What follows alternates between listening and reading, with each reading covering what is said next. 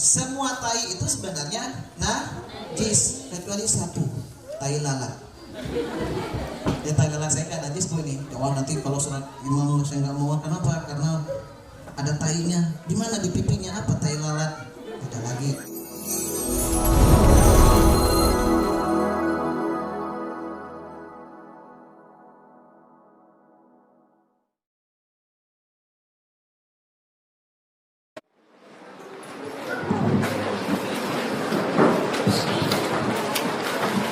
Assalamualaikum warahmatullahi wabarakatuh.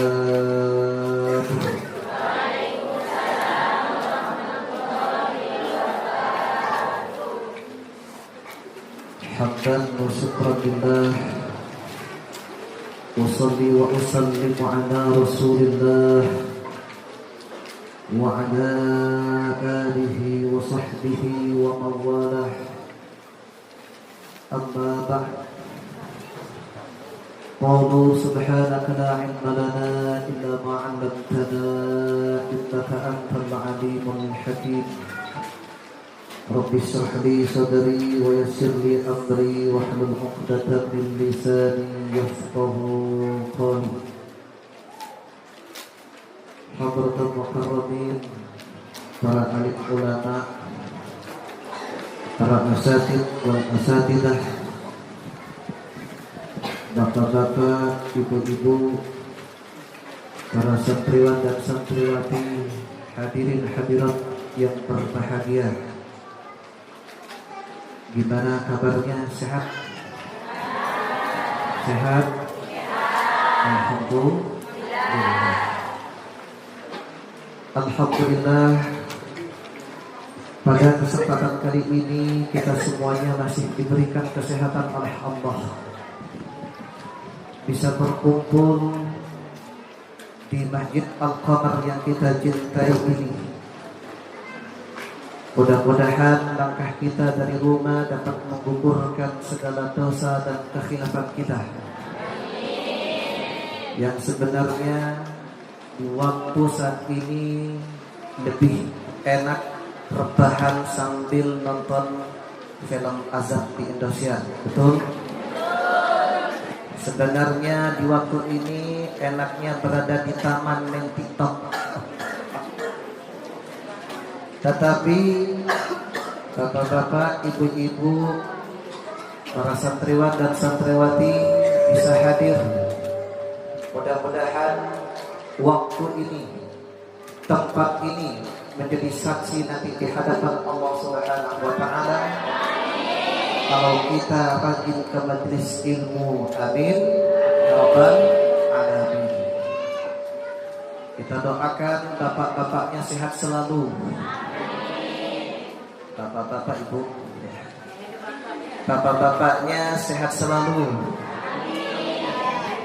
Yang punya hutang cepat kebayar, cepat pergi haji, pulangnya beli sawah, syukur-syukur beli mobil mewah, dan beristri.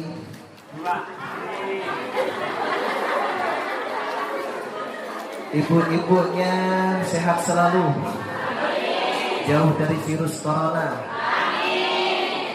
Para remaja yang sampai saat ini belum menemukan jodohnya, cepat bertemu jodohnya. Teteh-teteh, mbak-mbak yang sampai saat ini belum dikarunia anak oleh Allah, pulang langsung hamil.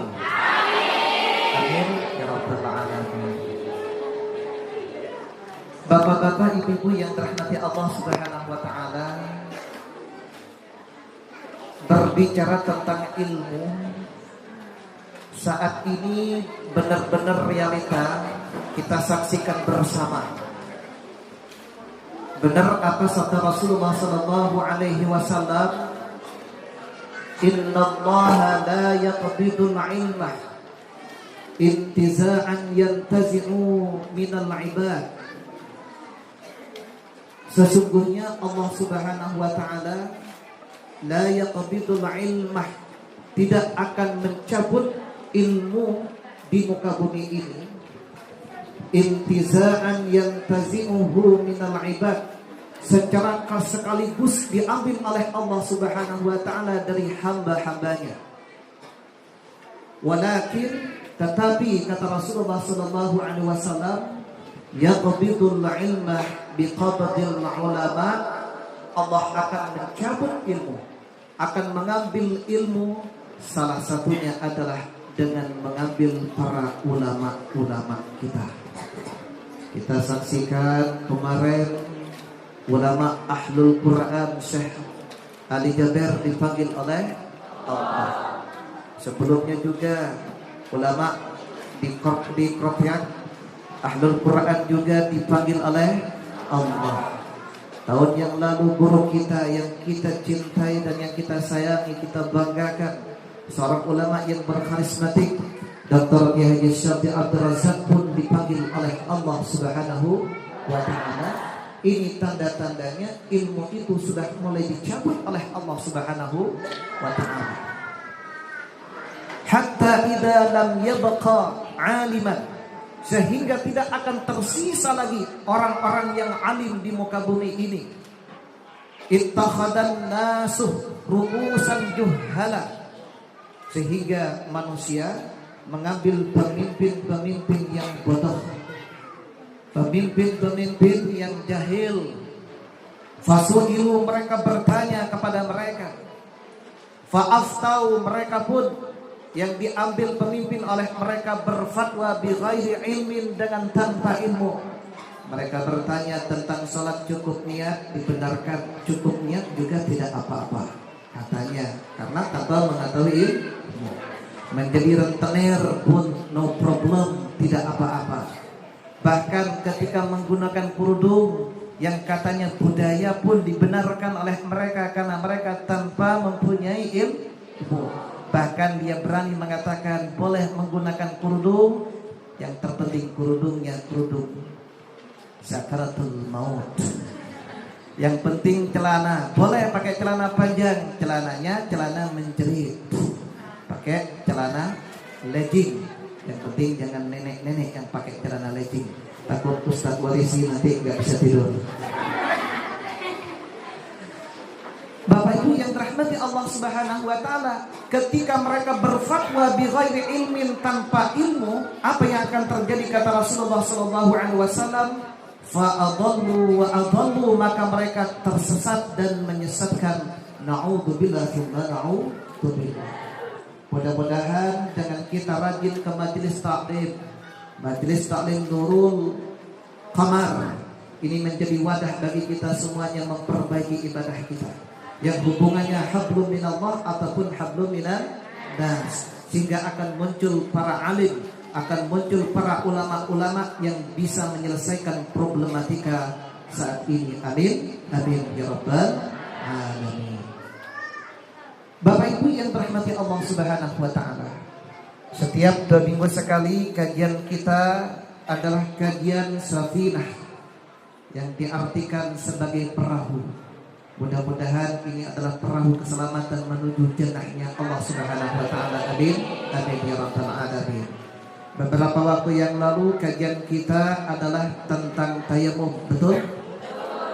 Tentang tayamum, bahkan yang belum terbahas adalah hal-hal yang membatalkan tayamum. Tidak akan dibahas karena saya kira Bapak Ibu sudah paham. Ma abtalal wudu, hal-hal yang dapat membatalkan wudu itu juga dapat membatalkan tayamum. Sehingga pada pertemuan kali ini pembahasan kita adalah tentang najis. Tentang apa, Bu? Banyak orang-orang yang melaksanakan ibadah kepada Allah, melaksanakan sholat kepada Allah, tetapi sholatnya tidak diterima. Bisa jadi karena kita membawa najis. Bahkan di dalam hadis Rasulullah SAW, orang yang sholat pun akan mendapatkan siksa kubur dari Allah Subhanahu wa taala, laksana karena mereka tidak hati-hati anil bauli, dari air kencingnya. Betul, Bu? Oleh karena itu pada kesempatan kali ini pasal kita, penjelasan kita adalah tentang macam-macam najis. Bismillahirrahmanirrahim. Faslun An-najasatu Thalathun Mughalladatun wa mukhaffafatun wa mutawassitatun. An-najasatu macam-macam najis.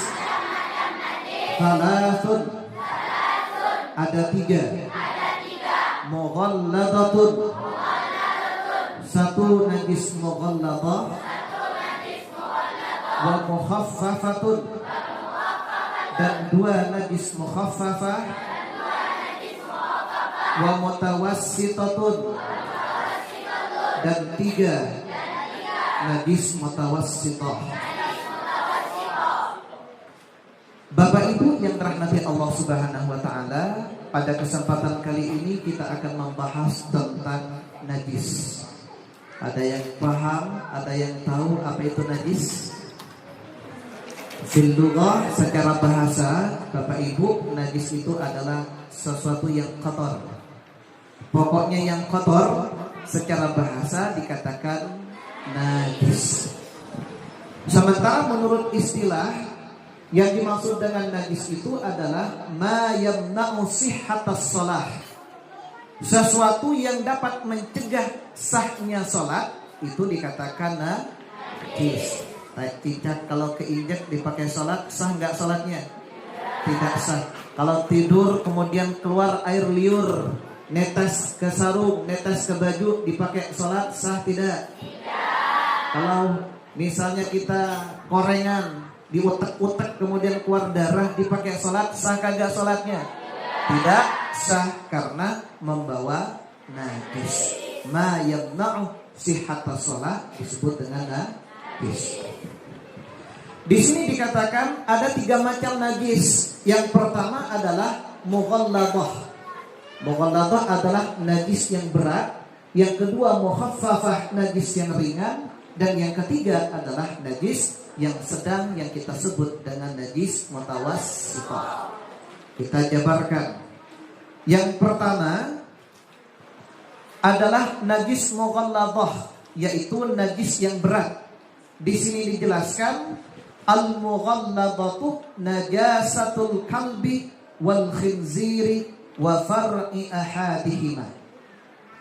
Najis mughalladah itu adalah najisnya kalb dan khinzir, najisnya anjing dan babi. Wa far'i ahadihima, dan anak salah satu dari anjing ataupun babi.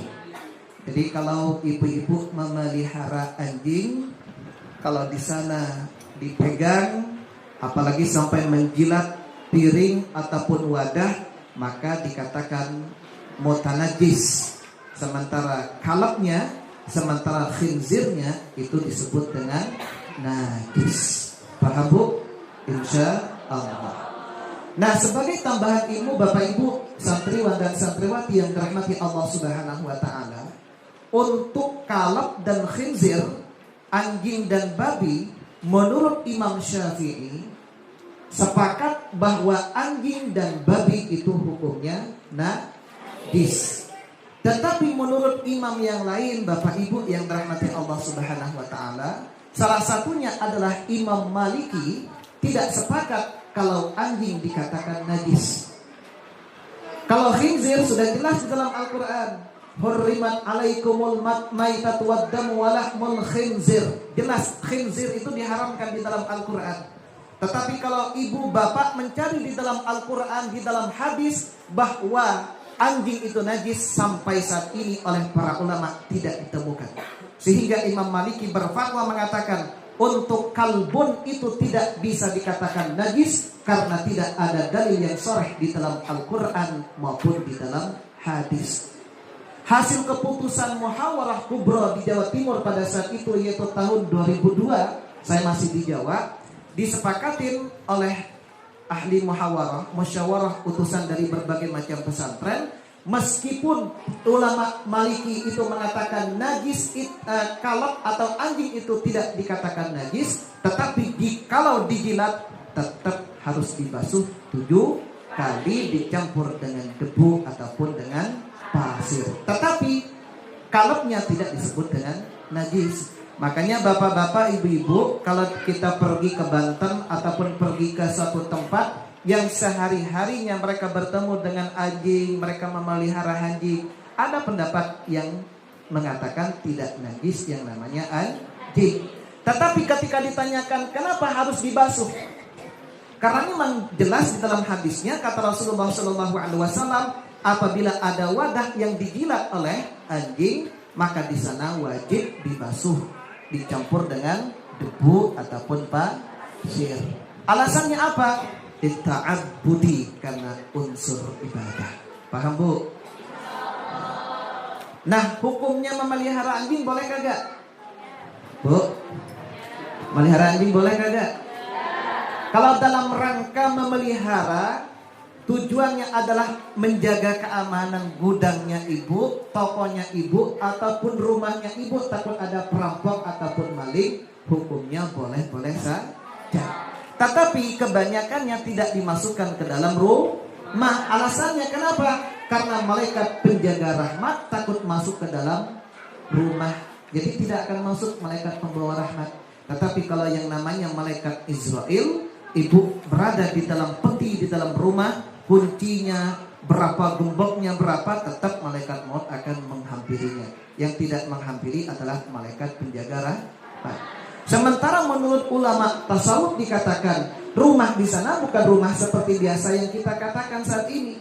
Yang bisa katakan malaikat pembawa rahmat tidak akan masuk ke dalam rumah itu adalah hati yang disebut dengan baitun oleh ulama sufi. Tidak akan masuk rahmatnya Allah kalau ada sifat-sifat keanjingan, tamak, rakus dan lain sebagainya. Paham?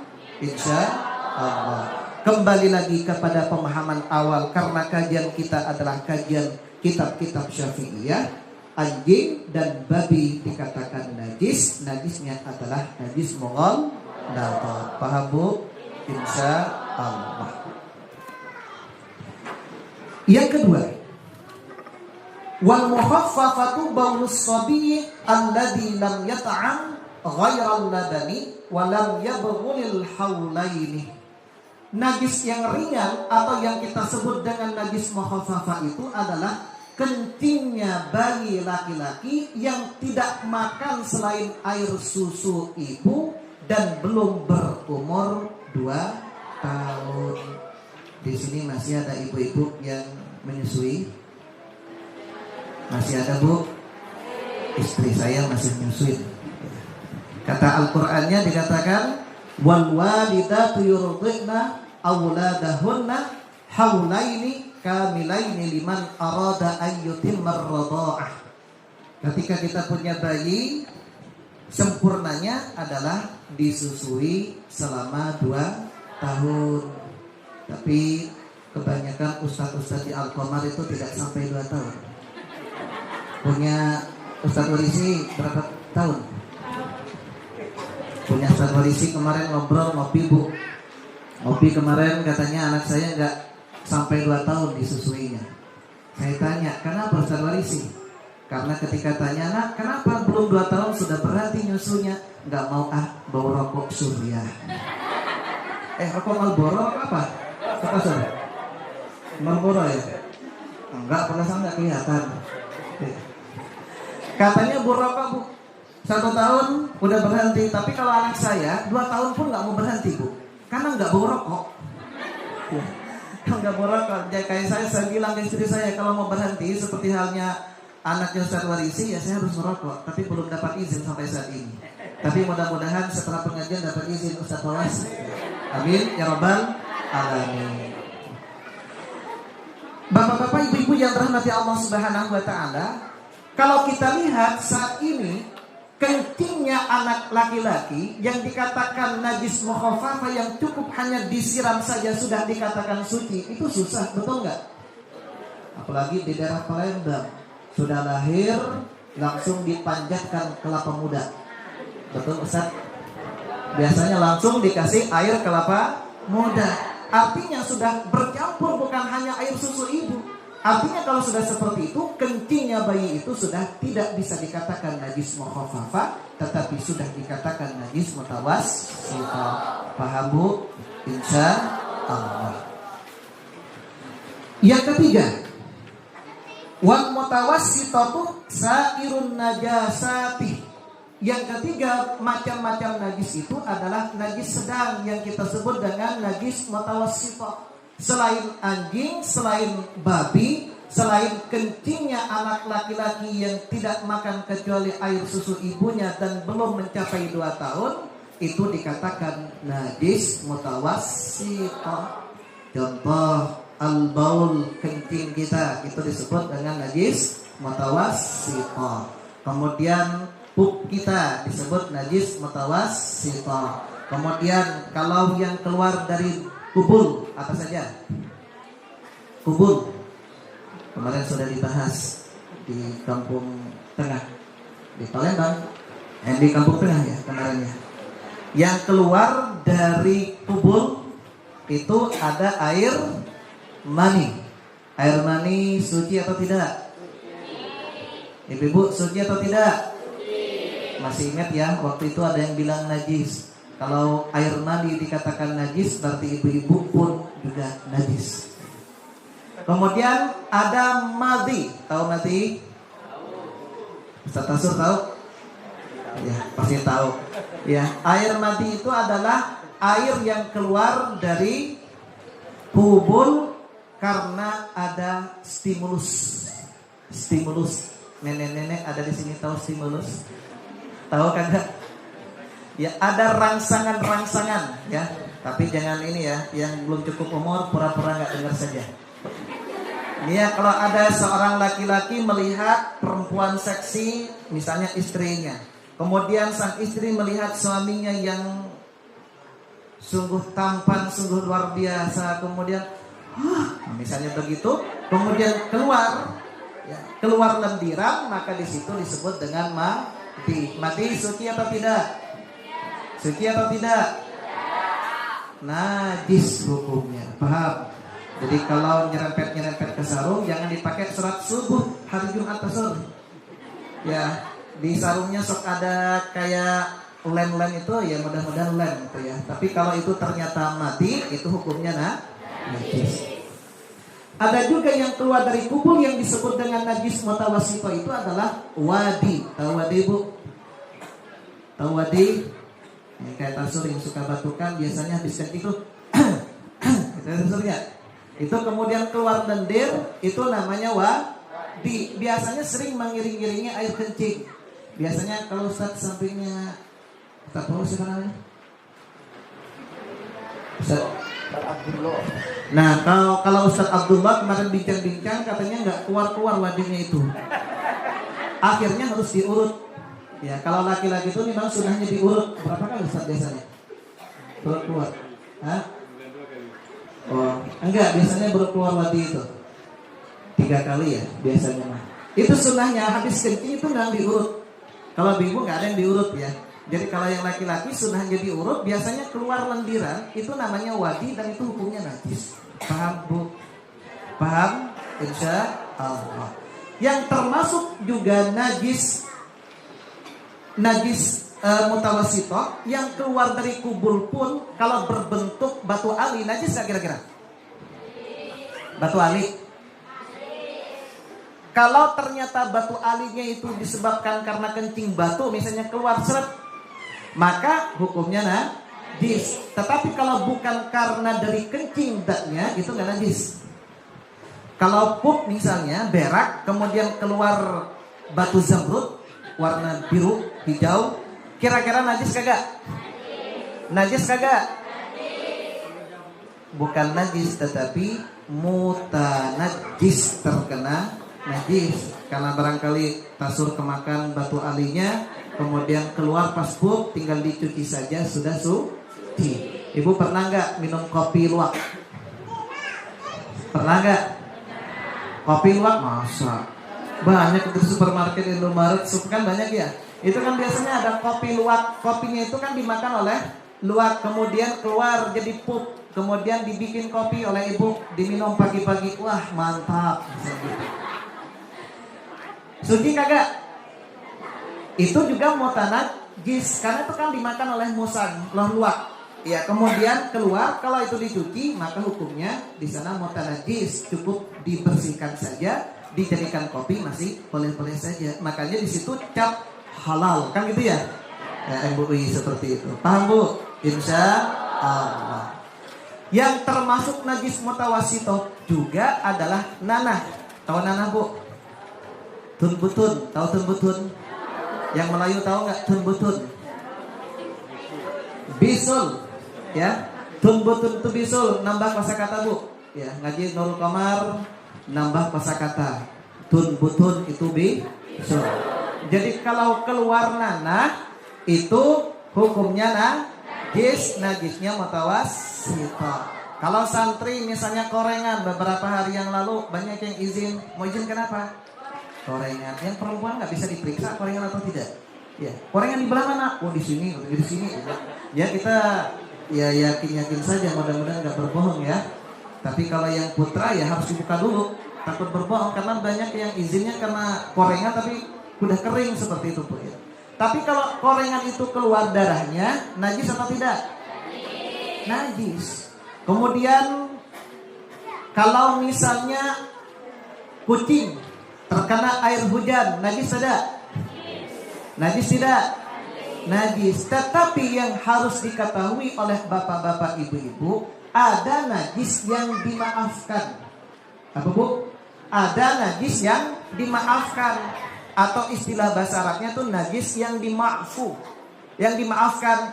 Kalau misalnya ibu korengan, bapak-bapak korengan atau santri yang biasanya penyakit santri, itu korengan tanpa digaruk ternyata keluar darah ataupun bisulnya tanpa digaruk-garuk keluar, itu juga najis tetapi najisnya dimaafu. Atau misalnya bapak-bapak ibu-ibu biasanya ketika melaksanakan sholat suka ada bekas darah nyamuk. Najis tidak? Najis tidak? Darah nyamuk biasanya sholat duhur atau sholat subuh ketika dilihat aduh ada darah. Nah di situ juga dimaafkan kalau ternyata darah itu apabila dikumpulkan tidak melebihi dari satu koin. Ya. Kalau tidak melebihi dari sini, di sininya ada, di sininya ada. Kalau dikumpulkan tidak melebihi dari satu koin, itu najis tetapi najis dimaafkan. Tetapi kalau terlalu banyak, maka di sana tetap hukumnya najis yang tidak dimaafkan. Apabila dipakai sholat, maka hukumnya tidak sah sholatnya. Paham Bu? Kemudian biasanya musim hujan saat ini suka ada kucing yang masuk ke rumah, gitu kan, masuk ke rumah. Najis tidak? Najis, tetapi najisnya dimaafkan. Atau misalnya ibu-ibu biasanya pergi ke masjid ataupun pergi ke tetangga, pergi keluar dari rumah, hujan rintik-rintik. Kemudian hujan itu kan jatuh ke tanah, kemudian dari tanah kena ke kaki, kan gitu. Betul nggak? Kena ke sarung, kena ke rok, najis atau tidak? Nah, kalau ternyata kita tidak tahu di situ ada najis, di situ ada kotoran, itu pun juga dimaafkan. Alasannya karena musyaqqah untuk di mana. Tetapi kalau nyata-nyata di situ ada kotoran kemudian kena letikan, itu beda lagi. Paham Bu? Insya Allah. Jadi kalau misalnya mau pengajian hujan-hujanan kemudian kena letikan, no problem, itu dimaafkan karena alasan musyaqqah. Paham? Nah, sebagai ziyadatul ilmi, Bapak Ibu yang dirahmati Allah Subhanahu wa taala, pernah membaca kitab Bughyatul Mustarsyidin kagak? Pernah kagak? Ini saya gabungkan saja. Di dalam kitab Bughyatul Mustarsyidin itu dikatakan, Ibu, sebenarnya untuk kotoran, tahu kotoran Bu? Tahu ya? Bahasa Maduranya tahi. Apa Bu? Bahasa Melayunya apa Bu? Sama. Tahi. Tahi najis kagak Bu? Semua tahi itu sebenarnya najis kecuali satu, tahi lalat. Ya tahi lalat saya nggak najis Bu ini. Ya wah, nanti kalau surat imam saya nggak mau, kenapa? Karena ada tahinya. Di mana? Di pipinya. Apa tahi lalat? Beda lagi. Kalau tai lalat tidak najis. Ini saya sedikit, tetapi ini sebagai tambahan ilmu saja ya. Pokoknya sekarang kita pahami, kita sepakati karena kita ikutin dari Syafi'iyah, setiap kotoran itu najis. Tetapi di dalam kitab Bughyatul Mustarsyidin dikatakan tidak semua kotoran itu najis. Kalau ternyata dagingnya itu bisa dimakan, seperti halnya daging sapi, betul? Daging kambing, daging ayam, maka kotorannya itu menurut Imam Maliki hukumnya suci. Tapi jangan pulang nanti ayamnya nggak dibuang, kotorannya langsung dimasak, dimakan sama suaminya. Kata kemarin pengajian di Al-Qamar katanya suci. Wah, nanti bisa kena saya ya. Saya hanya ingin menyampaikan ada ulama Maliki yang mengatakan kalau ternyata dagingnya itu bisa dimakan, maka hukumnya halal, hukumnya tidak najis. Makanya kalau misalnya perut, apa namanya tuh? Apa tuh di sini biasanya kalau apa itu biasanya perut tuh? Biasanya apa? Usus ya. Nah, di usus itu kan biasanya ketika dimakan asa bau-bau tai ayam gitu ya. Tapi tambah enak saja karena memang ada bumbunya yang lain. Nah, jangan khawatir kalau menurut Imam Maliki di sana tidak apa-apa, hukumnya tidak najis. Tetapi kata Imam Maliki, kalau ternyata dagingnya itu tidak bisa dimakan, maka tetap dihukumi najis seperti hanya tai cicak. Meskipun tainya sudah ibadah haji, tetap tidak najis. Tai cicak kan hitam putih ya, sudah haji kan, tetap najis meskipun sudah haji. Paham? Nah, yang lebih ekstrim lagi bapak-bapak ibu-ibu yang dirahmati Allah Subhanahu wa taala, ada sebuah imam yang bernama Abu Daud Al-Dhahiri. Tapi jangan diikuti ya. Menurut Imam Abu Daud Al-Dhahiri, itu bukan hanya tai yang bisa dimakan dagingnya dikatakan halal, tidak dikatakan najis, dikatakan suci, adalah seluruh kotoran itu dikatakan suci kecuali kotoran manusia. Ini kalau nanti minta dalilnya ada. Itu juga di dalam kitab Bughyatul Mustarsyidin. Jadi kalau kotoran ibu, kotoran bapak itu tetap dikatakan najis. Tetapi kalau tai cicak, tai yang lain itu hukumnya suci menurut Abu Daud Al-Dhahiri. Tetapi pendapat Abu Daud Al-Dhahiri ini banyak dibantah oleh para ulama. Salah satunya yang mengeluarkan fatwa boleh nikah berdua.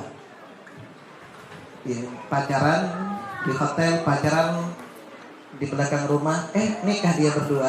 Imam siapa? Abu Daud Al-Dhahiri.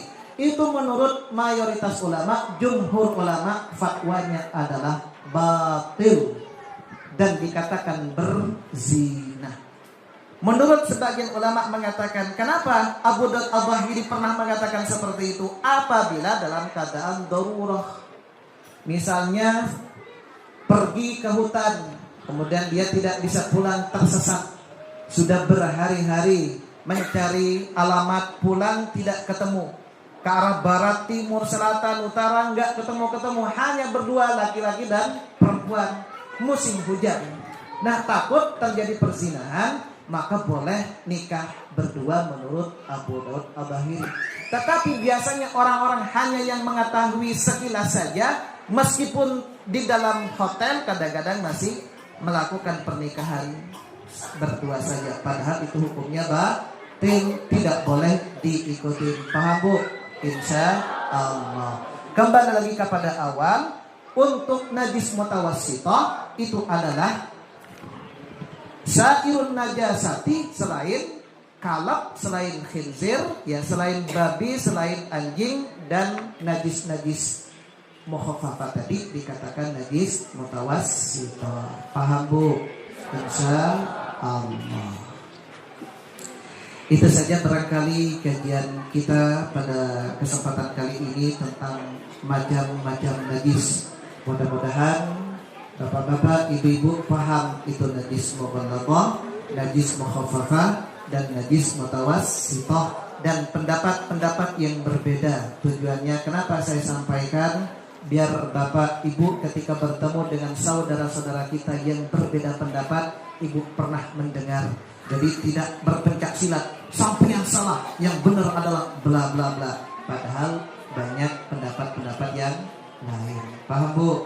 Insya Allah. Masih ada waktu beberapa menit. Seperti biasa kita buka pertanyaan dari bapak-bapak ataupun ibu-ibu terkait tentang najis ataupun yang lainnya. Silakan. Ustaz Abdullah biasanya sahibul as'ilah. Ibu-ibu ada? Biasanya tentang najis itu kan banyak, hampir sehari-hari. Betul nggak? Apalagi kalau anak kita kencing di teras kan gitu ya. Ataupun cara mencucikan baju bagaimana, itu juga hati-hati. Yuk, yang mau bertanya. Ustazah Sunirah, mana? Bertanya. Ustaz Abdullah. Ustaz Abdullah diam-diam baik di sini, biasanya paling banyak pertanyaannya. Ini karena ada santri kayaknya demam ini nih pertanyaan. Ada Bu pertanyaannya? Enggak ada? Dari santri ada? Santri putra? Enggak ada?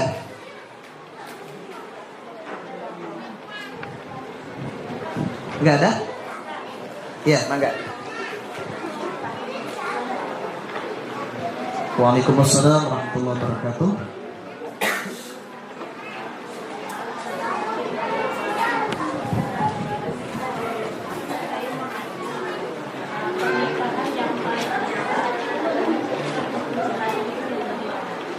Pernikahan yang sah, yang paling sah,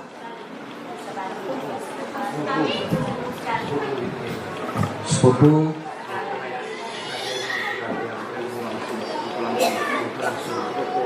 sepupu langsung.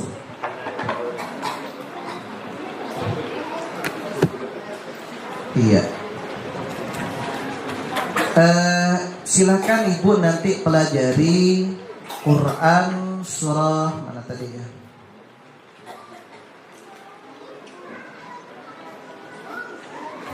Surah An-Nisa ya. Ibu silakan nanti buka surah An-Nisa.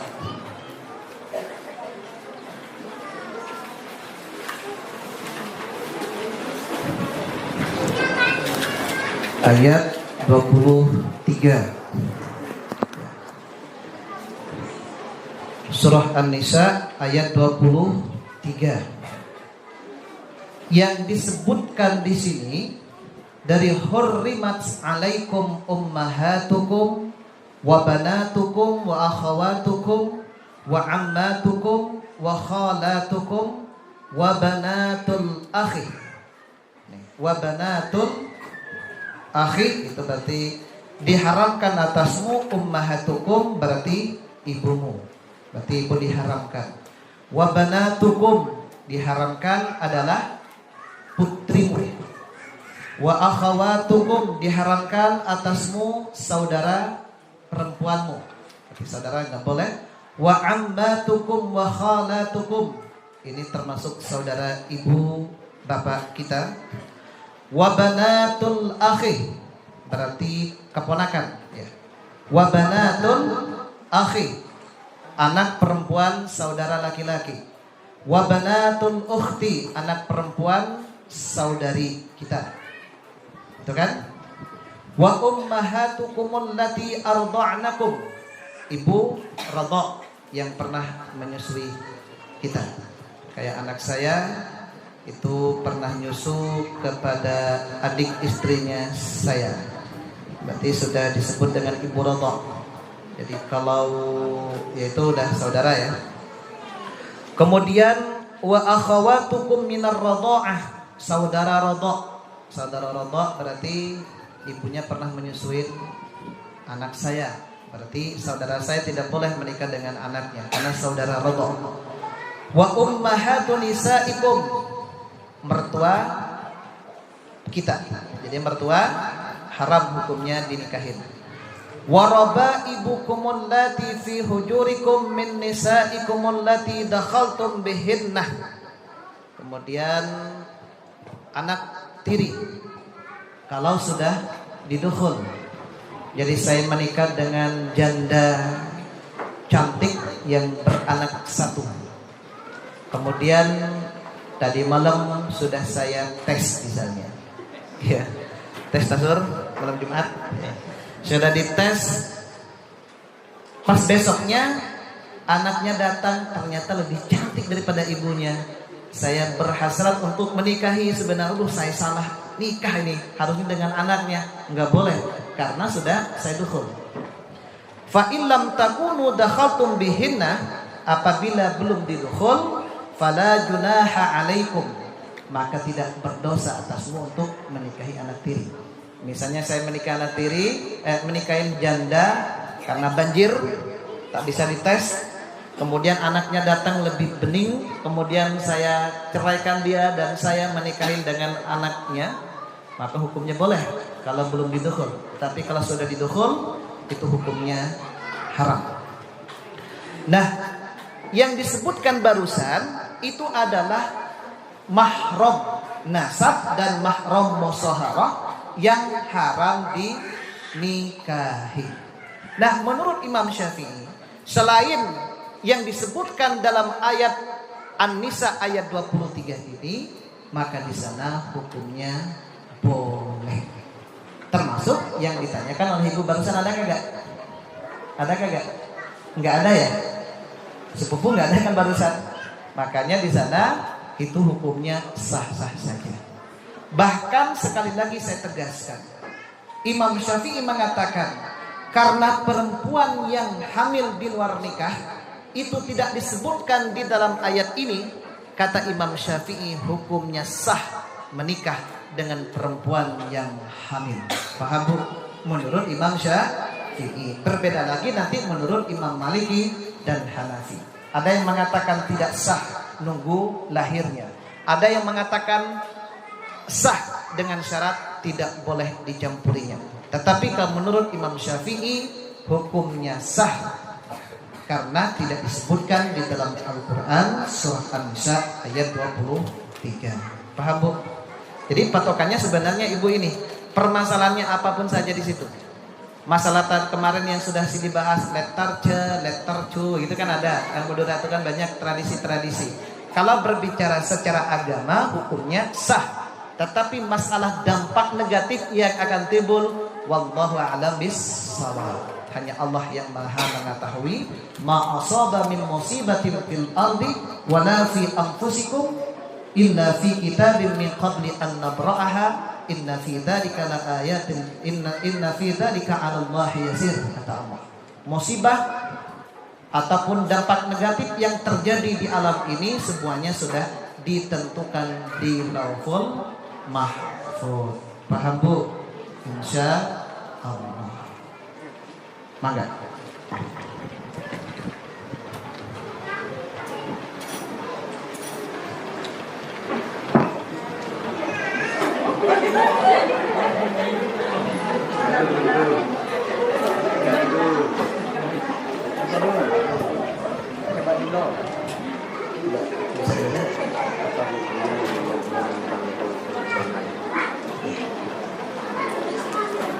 Apa hukum meminjam uang di bank konvensional? Ya, ini ikhtilaf. Terjadi perbedaan pendapat para ulama. Ikhtilaf itu artinya ada yang mengharamkan karena alasan riba, ada yang mengatakan hukumnya boleh. Ada bolehnya karena diakatin mudharabah atau qirah, ya. Misalnya ibu pinjam ke bank 100 juta untuk modal dagangan ibu. Sementara keuntungan dari dagangan ibu itu nanti dibagi dua, untuk pihak bank dan untuk ibu yang meminjam uang sebagai modal. Itu ya. Jadi bunga yang diistilahkan oleh pihak bank itu dikatakan pembagian hasil. Tetapi apabila meminjam uang di sana adalah tidak diperuntukkan untuk berdagang, untuk dikembangkan lagi. Ada juga ulama yang mengharamkan. Mau diakatin apa? Itu. Karena mau diakatin mudharabah pun akan menjadi fasid, rusak akadnya. Paham Bu? Insya Allah. Tetapi ada juga ulama kontemporer mengatakan, orang yang pinjam uang ke bank yang tidak ada solusi lain, minjem tetangga 100 juta, kira-kira dikasih kan? Belum tentu. Ibu misalnya tak punya rumah, anak sudah opat, misalnya begitu ya. Wah, pokoknya biaya pendidikan, pokoknya kadang-kadang tidur teh di emperan-emperan seperti itu. Tetapi ibu akan bisa punya rumah apabila ibu pinjam ke bank, karena memang itu satu-satunya jalan. Maka ada ulama kontemporer, kalau tidak salah adalah Ibnul Qayyim, mengatakan dalil yang digunakan adalah ad-daruratu tubihul mahdurat. Pinjam ke bank itu dikatakan darurah.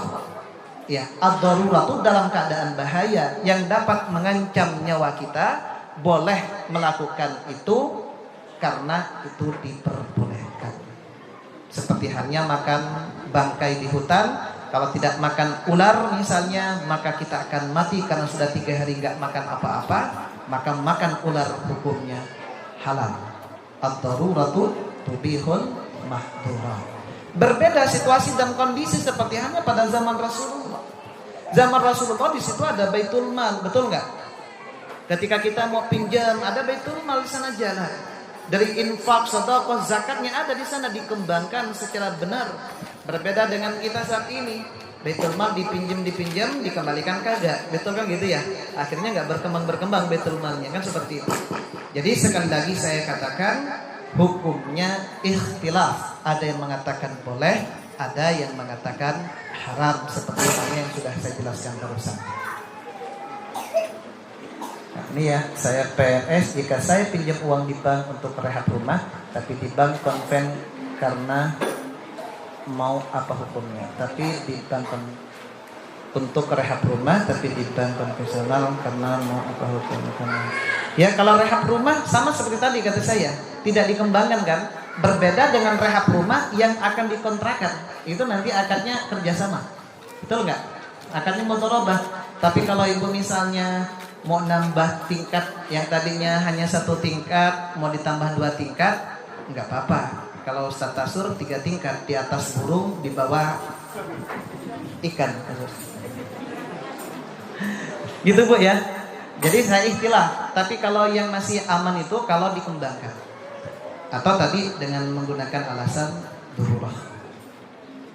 Jadi kalau ikhtilaf ini sampai kiamat pun tetap akan ada yang memperbolehkan dan yang mengharamkan. Ada lagi? Cukup? Cukup ya? Yang salatullah nggak ada?